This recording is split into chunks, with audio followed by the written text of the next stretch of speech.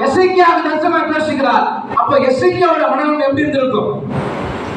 ஒரு பிணங்கள் இருக்கக்கூடிய பள்ளத்தாக்கில, அது கொலை செய்யப்பட்டு இருக்கக்கூடிய ஒரு மனிதனுடைய பள்ளத்தாக்கில், எலும்புகிற பள்ளத்தாக்கில போய் நீ பேச அப்படின்றா.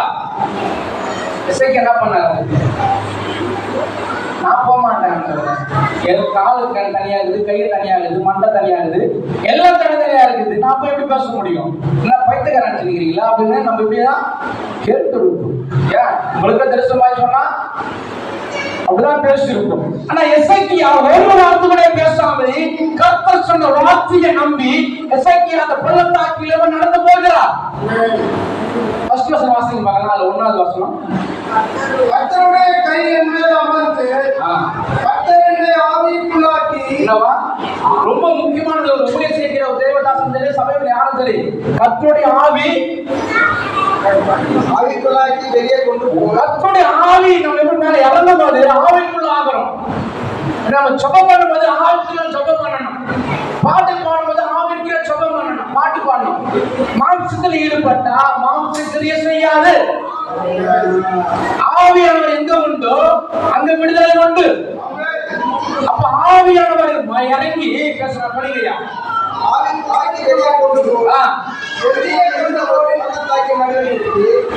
ஒரு பள்ளத்தாக்கி நடுவில் நிறுத்தி என்னை அவைகளின் அருகில் சுற்றி நடக்க பண்ணினார். இதோ பள்ளத்தாக்கின் வெட்ட வெளியிலே அந்த எலும்புகள் மகா திரளாய் கிடந்தது. அந்த எலும்புகளுக்கு ஒன்று கூட கிடையாது, உயிராடு கூட கிடையாது, உலர்ந்த எலும்புகள். அந்த பள்ளத்தாக்கில எசேக்கியாவை கொண்டு போய் நின்று அந்த உலர்ந்த எலும்புகளே கர்த்தருடைய வார்த்தையை கேளுங்கள் சொல்றார். அல்லேலூயா, அல்லேலூயா. இத்தனை ஆண்டுகளாக நாம பேசுறோம். அவர்தான் உலர்ந்த எலும்புகள் பத்தி பேசுறாரு. நம்ம ஜீவனோட இருக்கிற தேவையில நம்ம பேச பேச பேச ஒருத்தர் காலத்து கேட்டு இருப்போம். காது குத்து இங்க கேட்கற வெளியே போகும்போது மறந்து பாருங்க. அந்த வசந்த பாருங்க. உலர்ந்த எலும்புகளே கர்த்தருடைய வார்த்தையை கேளுங்கள். அல்லேலூயா. 3வது வசனம் படிங்கயா. அவர் என்னை நோக்கி மனுபுத்திரனே, இந்த எலும்புகள் உயிரடையுமா என்று கேட்டால்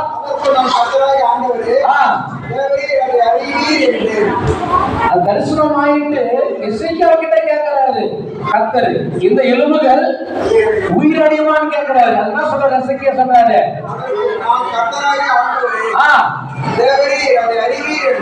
நீங்க அறிவீர்கள் ஆண்டவரே. ஒரு வார்த்தையோட பேசல, நீங்க உங்களுக்கு தெரியும். அல்லேலூயா, அல்லேலூயா. ஒரு உலர்ந்த எலும்புகளே கர்த்தருடைய வார்த்தையை கேளுங்கள் என்று அழகாக சொல்லப்பட்டிருக்கிறது என்றால், ஜீவனோடு தேவனை ஆராதிக்க வந்திருக்கிற நாம எத்தனை பேர் அது உணர்வோடு இருக்கிறோம். அல்லேலூயா. இந்த உலகத்துல போராட்டங்கள் உண்டுதாமா, பிரச்சனைகள் உண்டு. நல்லா புரிந்து கொள்ளுங்க. ஒரு போராட்டங்கள் வருதுன்னா அந்த போராட்டத்திலேயே நீங்க கர்த்தர் விட மாட்டார், விட மாட்டார். அவருக்கு சோதிக்கிறது ஒரு இடம் உண்டு, ஆனா ஜெயிக்கிறதுக்கு நம்ம தான் முடியும். அல்லேலூயா. சோதனைக்கான வருவான், நம்ம சோதனைக்கு உட்படுத்துவான். யோபு கர்த்தருடைய சாத்தானோட பேசாதீங்க. கர்த்தர், நீ யோபுவை என்ன வேணாலும் பண்ணிக்கோ, என்ன வேணாலும் பண்ணிக்கோ, ஆனா அவன் உயிர் எடுக்கிறதுக்கு உனக்கு அதிகாரம் அல்ல. அல்லேலூயா. யோபுக்கு வந்த சோதனை காட்டில் உங்களுக்கு ஒன்றுமே கிடையாது. தன் சரீரம் முழுவதும் புண்கள், அந்த புண்களால இந்த ஓடு எடுத்து சோழ்ந்து கொண்டு இருக்கிறார். அதனாலவே பார்த்து பன்னெண்டு சொல்லுது, மனைவி உன் ஜீவனை விடு. எவ்வளவு நாள் தேவனை நீ நன்றாக புரிந்து கொள்ள, தேவனை தூசித்து உன் ஜீவனை விடு என்று சொல்லுது. பைத்தியக்காரி, தேவனிடத்தில் நன்மை பெற்றனா தீமை பெறாமல் இருக்க முடியுமாங்க? அல்லேலூயா. பாருங்க, அந்த வார்த்தையை பாருங்க. உலர்ந்த எலும்புகளை பார்த்து கர்த்தருடைய வார்த்தையை கேளுங்கள் சொல்றேன். அல்லேலூயா, அல்லேலூயா. அடுத்த பண்ணுங்கய்யா. அப்பொழுது அவர் தீர்க்க தரிசனம் உரைத்து அவனை பார்த்து சொல்ல வேண்டியது என்னவென்றால், கர்த்தருடைய வார்த்தை கேளுங்கள். கர்த்தராகிய ஆண்டவர் எலும்புகளை நோக்கி, இதோ நான் உங்களுக்கு ஆவியை பிரவேசிக்க பண்ணினேன், அப்பொழுது உயிரடைவீர்கள். 6வது வசனம், நான் உங்கள் மேல் நரம்புகளை சேர்த்து, அந்த எலும்புகளுக்கு ஒரு நரம்பும் கிடையாது, ஒரு தோள்கள் கிடையாது, ஒரு சரீரமும் கிடையாது, ஒரு சரீரமும் கிடையாது. அல்லேலூயா. ஆனால் ரட்சிக்கப்பட்டவர்கள் ஞானஸ்நானத்தை எடுத்து சொன்னதற்கு காரணம் என்னன்னா, மரித்தால் எப்படியாவது பரலோகத்திற்கு போக வேண்டும். இது நீங்க எல்லாம் யாருன்னா கொலை செய்யப்பட்ட இருக்கிற மனிதர்கள். நான் உங்கள் மேல் நரம்புகளை சேர்த்து, உங்கள் மேல் மாம்சத்தை உண்டாக்கி மூடி கட்டளையிடுவேன். அப்பொழுது நீங்கள் உயிரடைந்து, நான் கர்த்தர் என்று அறிந்து கொள்வீர்கள் என்று உரைக்கிறார் என்று சொல்கிறார். பாருங்க, உலகத்துல எலும்புகள் இருக்கிறது ஒண்ணுமே கிடையாது. அந்த எலும்புகள் மத்தியில தீர்க்கதரிசனம் உரைக்கிறார். யார் அது? எஸ்ஐபியா உரைக்கிறார். உங்கள் மத்தியிலே ஒரு குடும்பத்தின் மத்தியில எத்தனை தீர்க்கதரிசனம் உரைக்கப்பட்டிருக்கிறது, எத்தனை வாக்குத்தத்தங்கள் சொல்லப்பட்டிருக்கிறது. ஒரு நாளாவது அது நம்ம வாக்குத்தத்தை பிடித்து கொண்டிருக்கிறோமா? ஐயா, காலையில எழுத உடனே ஒரு நம்பிக்கை, நிச்சயமாகவே முடிவு உண்டு. ஒரு நம்பிக்கை மீட்பால். பாஸ்டர் ஒரு குடும்பத்தில் நான் ஜெபம் பண்ண போகும்போது சிங்கப்பூர் ஒரு அந்த சங்கீத புஸ்தகத்தை 3 அதிகாரத்தை படிக்க சொன்னாங்க. சங்கீதம் 23ஆம் அதிகாரம், சங்கீதம் 91ஆம் அதிகாரம், அதுக்கப்புறம் ஒரு 3 அதிகாரத்தை நீங்கள் காலையில் எழுந்த வேலைக்கு போகும்போதெல்லாம் அந்த 3 அதிகாரத்தை படிக்க படிக்க படிக்க கர்த்தருடைய ஆசீர்வாதம் சேஷங்களை ஊற்றப்படும். அல்லேலூயா, அல்லேலூயா. எத்தனை பேர் பண்ண முடியும்? ஐயா, வெளியே செய்கிற ஆட்களுக்கு பயந்து ஃபிங்கர் வைக்கிற ஃப்ரெண்ட் வைக்கிற அவனை நம்பி காலையில் 6 மணிக்கு ஓடுற எல்லா வேலை செய்யுது. 5 நிமிஷத்துக்கு லேட்டா போனா என்ன பண்ண மாட்டான், சம்பளம் தர மாட்டான் அப்படின்ட்டு. அல்லேலூயா, அல்லேலூயா. ஐயாவது படிங்க, 7வது. எனக்கு கட்டளையிட்டபடியே தீர்க்கதரிசனம் உரைத்து உரைக்கையில் ஒரு இரைச்சல் உண்டாயிற்று. இதோ அசை உண்டாகி ஒவ்வொரு எலும்பும் தன் எலும்போடு சேர்த்து கொண்டது. அல்லேலூயா. பலனை தட்டுவோமா? அல்லேலூயா. தன் எலும்போடு சேர்த்து கொண்டது. பாருங்க, எலும்புகள் எல்லாம் தனித்தனியா இருக்கிறது. ஆனால் எலும்புகளை குறித்து தீர்க்கதரிசனம் உரைக்கும் போது அந்த எலும்புகள் எந்த மனிதர் இருக்கிறதோ அது தன்னோட சேர்த்து கொண்டது. அல்லேலூயா, அல்லேலூயா. கர்த்தர் அப்படிப்பட்ட மகத்துவம் உள்ள தேவனாய் இருக்கிறார். உலர்ந்த எலும்புகள் தன் ஆவியோடு தன் உருவத்தோடு தன் இனத்தோடு சேரும் போது நம்மளை விட்டு வராபடி. அல்லேலூயா, அல்லேலூயா. 8வது படிங்க. பார்த்துக் கொண்டிருக்கையில் இதோ அவைகள் மேல் நரம்பு மாம்சம் உண்டாயிற்று, மூடப்பட்டது, உருவம் வந்துடுச்சு. அந்த எலும்புகளுக்கு சதை வந்துடுச்சு, நரம்புகள் வந்துடுச்சு, எல்லாம் வந்துடுச்சு. ஆனா என்ன வரல? ஆவி, உயிர் வரல. இப்ப நம்ம அப்படிதான் இருக்கிறோம். எல்லாம் இருக்கிறது, எதையும் நம்மளுக்குள்ள எந்த ஆவியும் நீங்க பிறன்னு சொல்ல வரல. வார்த்தையான அந்த ஆவி அந்த நாயம் இல்ல. தாவீது சொல்றாரு பாருங்க, என் ஆத்மா மண்ணோடு ஒட்டி கொண்டிருக்கிறது, ஒரு வசனத்தினால என் ஆவியை உயிர்ப்பிக்க அப்படின்ற இருக்கிற மனுஷன் உயிரோட தான் இருக்கிறான். யாரு? தாவீது. ஆத்மா என்ன பண்ணுச்சு? மண்ணோட ஒட்டி கொண்டிருக்கிறது. சரீரம் தேவையானது ஆகாரம், ஆத்மாவுக்கு தேவையானது வார்த்தை. அல்லேலூயா, அல்லேலூயா. அடுத்த வருஷம் படிக்கிறீங்க. அப்பொழுது அவர் என்னை பார்த்து, நீ ஆவியை நோக்கி தீர்க்கதரிசனம் மனுபுத்திரனே, தீர்க்கதரிசனம் உரைத்து ஆவியை நோக்கி என்னவென்றால், ஆவியே வந்து கொலை உண்ட இவர்கள் உயிரடையும்படிக்கு இவர்கள் மேல் ஊது என்றார் என்று ஊதுகிறார் என்று சொல்லு என்றார். எனக்கு கற்பிக்கப்பட்டபடியே நான் தீர்க்க தரிசனம் உரைத்து, அப்போது ஆவி அவர்கள் பிரவேசிக்க அவர்கள் உயிரிழந்து காலூன்றி மகா பெரிய சேனையாக நின்றார்கள்.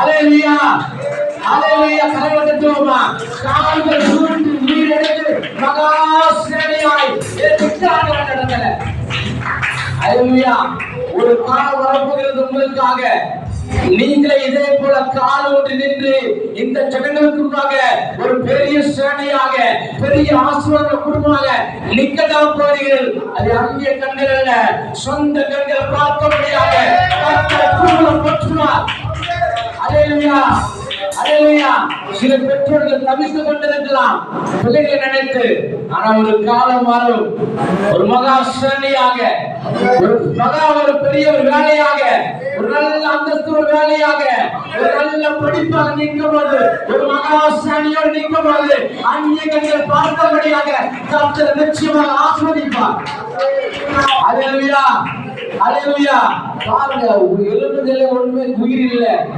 அந்த எலும்புகள் மத்தியில பேசுறாரு அவர்கள் தன் எலும்புகள் என்ன பண்ணுது சேர்க்கிறது கர்த்தர் ஆவியை ஊதுகிறார் தேவ மனிதர் ஊதின பிறகு ஒரு மகா சேனையாய் காய் ஒன்று நின்று மகா சேனையாய் நிற்கிறார்கள் ஹalleluya இன்னைக்கு நம்ம தனிமையாக இருக்கலாம் ஓரக்கட்டப்பட்ட ஒரு நிலைமையாக இருக்கலாம் ஒரு காலம் வரும் அன்னைக்கு மகா சேனையா நிற்போம் இந்த சபையில அநேக ஆத்மாக்கள் இல்லாம இருக்கலாம் ஒரு காலம் வரும் அநேக ஆத்மாக்கள் ஆதி அப்போஸ்தலர் எப்படி ரட்சிக்கப்பட்டவர்கள் ஆனந்தமும் சபையில சேர்த்து கொண்டார்கள் அதே போல எஸ்ரா திருச்சபையில ஒரு காலம் வரும் ஒரு மகா சேனையாக இந்த ஆதவக்கம் பகுதியில அநேக திருச்சபைகளுக்காக அநேக கூட்டங்களுக்கு மத்தியில இந்த சேனை புறப்பட்டு அநேக புறப்பட்டு வருகிறது ஹalleluya ஹalleluya ஹalleluya அதனால கவலைப்படாதீங்க வார்த்தைக்கு முக்கியத்துவம் கொடுக்கணும் ஹalleluya இன்னொரு வார்த்தையை பார்த்து பேசி முடிக்கலாம் என்னாகமம் 20ஆம் அதிகாரத்தில் ஒரு சம்பவம் நடக்கிறது கர்த்தர் மோசேயை நோக்கி பேசுகிறார் ஜனங்களுக்கு குடிக்க தண்ணீர் இல்லை அப்ப மோசேயிடத்துல கர்த்தர் பேசுகிறார் ஆரோனையும் மோசேயை நோக்கி கர்த்தர் பேசுகிறார் நீ கோலை எடுத்துக்கொண்டு என்ன பண்ணு நீ புறப்பட்டு போய் அங்க ஒரு கண்மலை இருக்கிறது அந்த கண்மலை என்ன பண்ணு பேசு எல்லாம் புரிந்து கொள்ள வேண்டும் கர்த்தர் சொல்லுகிறார் அந்த கண்மலையை பார்த்து பேசு அப்படின்னு அதே போல கூட்டத்தில் கூடிவர செய்தார் மோசே ஆரோனும் ஜனங்களை சபையினரும் கூடிவர செய்தார்கள் கூடி வந்த பிறகு அந்த இடத்துல கர்த்தர் சொல்கிறார் ஒரு கண்மலை இருக்கிறது என்ன பண்ண கண்மலை நோக்கி அடி நேரம் பேசினாங்க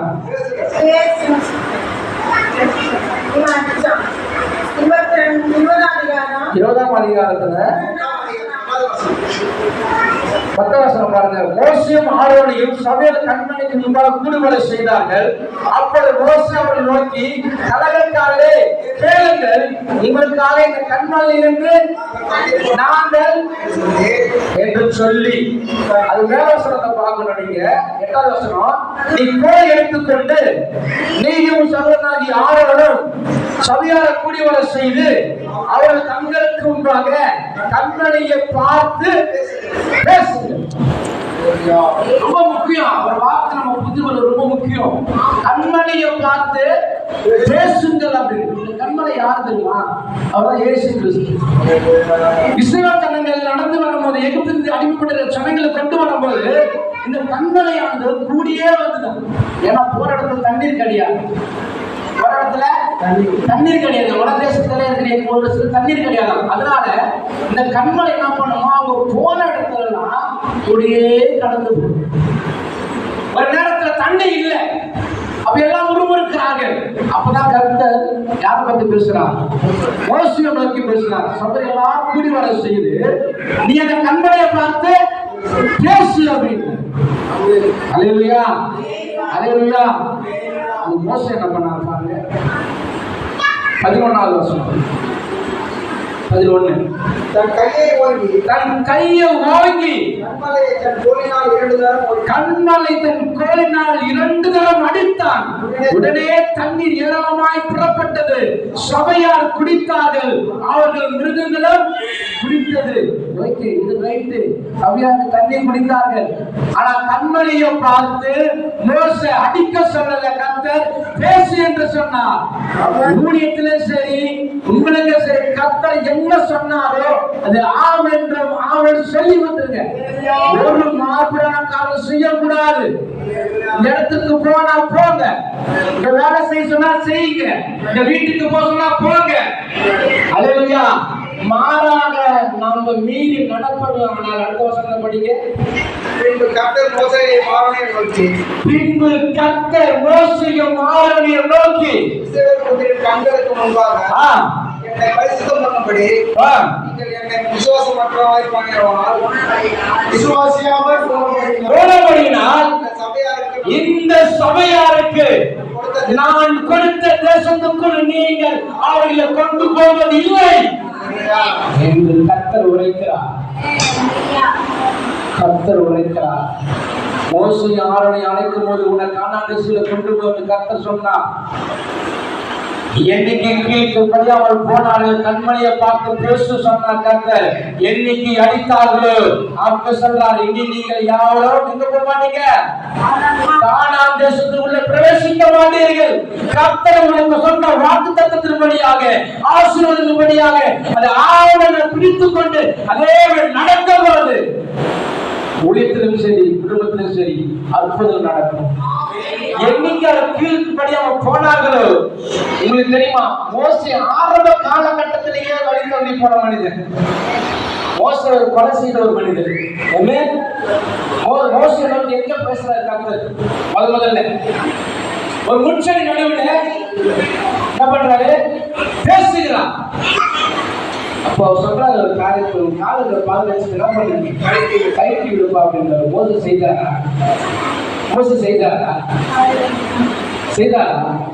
இல்ல, சரி சொல்லப்படல. நீ நிற்கிற பூமி பரிசுத்தமான பூமி, எல்லாரும் பாயாசத்தை கைட்டி விடு என்று சொன்னார். கர்த்தர் சொன்ன வார்த்தையை மோசே கீழ்ப்படியல நான் நினைக்கிறேன். ஏன்னா அவர் கீழ்ப்படிந்த வசனம் சொல்லப்பட்டிருக்கும். இந்த ஒரு வசனங்களை பிரசங்கிக்கும் போது ஊழியர்கள் சண்டை போறாரு, அது எப்படி சொல்லலாம் அப்படின்னு. அப்போ ஏன் கர்த்தர் மோசே எடுத்து பயன்படுத்தினாரு? நல்லா புரிந்து கொள்ள வேண்டும். மோசே தேடி கர்த்தர் வந்தான். கர்த்தரை தேடி மோசே போனார். உடன்படிக்கை, உடன்படிக்கை சொல்லப்பட்டிருக்கிறது. உடன்படிக்கை வாக்குத்தத்தங்கள் பண்ணப்பட்டிருக்கிறது. நீ ஆசீர்வாதமாய் இருப்பாய். உடன்படிக்கை நானும் வாக்கு பண்ணுவேன், நீங்க வாக்கு பண்ணுங்க. உடன்படிக்கை மோசையை அழைத்தது யாரு? கர்த்தர் உடன்படிக்கை பண்ணுகிறார். கர்த்தர் இத்தனை வாட்டி பொறுத்து பார்த்தா ஒரு நாளும் மோசே பாடல கீழ்ப்படியும். அல்லேலூயா, அல்லேலூயா. ஆனால் யோசுவா மனிதன் கீழ்ப்படிந்தார். இதே வார்த்தை யோசுவாவுக்கு சொல்லப்படுகிறது. யோசுவா தன் காலில் பாதரட்சத்தை கயிற்று விட்டார் என்று சொல்லப்பட்டிருக்கிறது. ஆனா மோசேயோ இது செய்யப்படவில்லை. அல்லேலூயா. வார்த்தையை கேட்கிற நாம் அதை எப்படி பெற்றுக்கொண்டு அந்த வார்த்தையை செய்கிறது ரொம்ப முக்கியம். எல்லாரும் முடிவு செய்கிறோம், எல்லாரும் சபைக்கு வருகிறோம். ஏன் போராட்டங்கள், ஏன் பிரச்சனைகள்? வெள்ள துணி போட்டு கையில போட்டு நம்ம கிறிஸ்தவம் சொல்லணும் அடையாளமா? ஆத்மா அவர் நோக்கி பார்க்கிறது. அல்லேலூயா, அல்லேலூயா.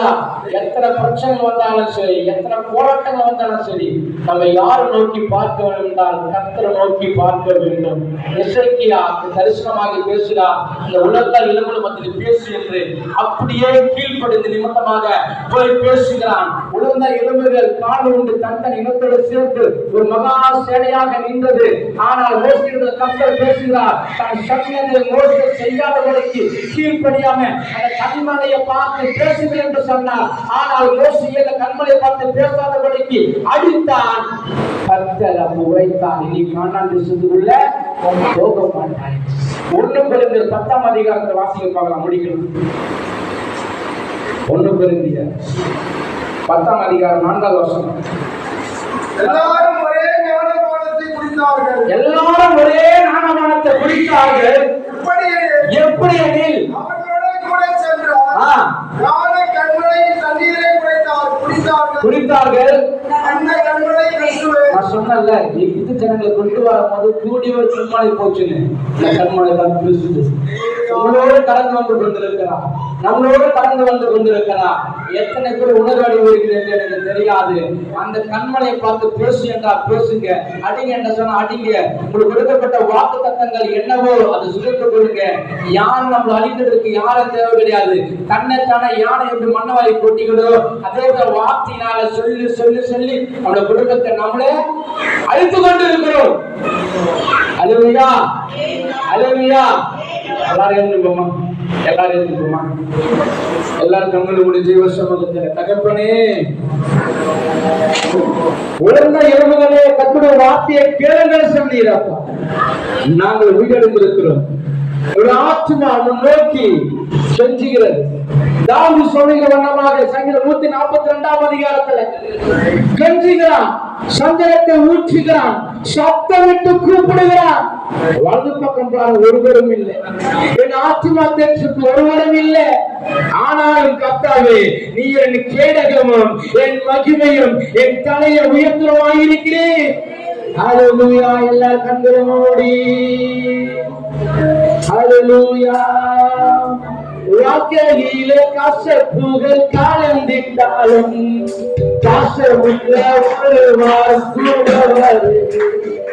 வாழ்க்கையிலே காசுல கலந்துட்டு யோசனால ஒரு வாரம் கூட வருது. மாறாவினீரை